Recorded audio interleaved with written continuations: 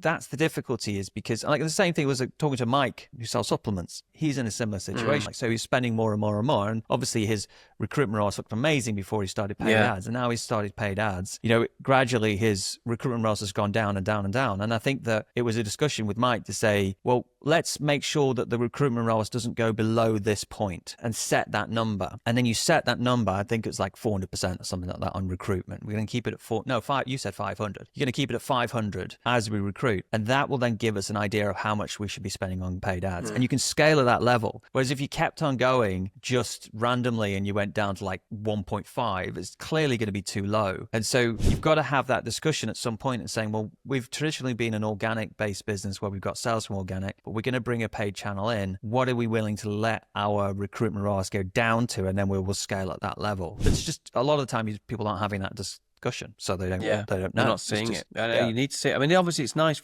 we have our own, Hammersley Brothers numbers sheet, which is our Bible, which is where we can see the numbers, and we can then see, right, look at this. And it's all there, which is nice for us. So, and we're obviously seeing it consistently. But basically, that's the second one.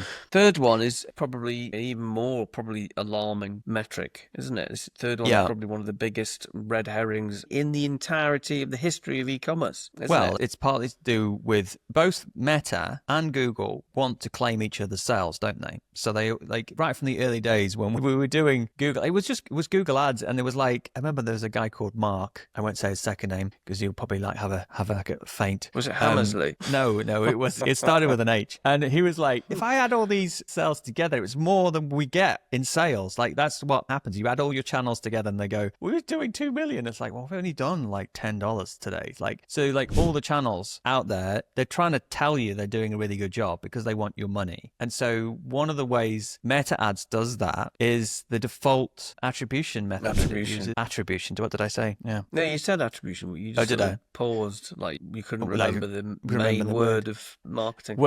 Anyway, the default is 7-day click, 1-day view. So 7-day click is basically if someone clicks on an ad and buys within 7 days, then it's going to attribute the sale to that ad. But 1-day view means that if someone sees the ad in that day and buys, then it's going to attribute the sale to that ad. So the default attribution is, just to be clear, it's a 7-day click or a 1-day view. Yeah, that's what it'll take. So 7-day clicks they can either see the ad and not click on it and then buy within a day, and it'll claim it. So I think it's not a problem if you're small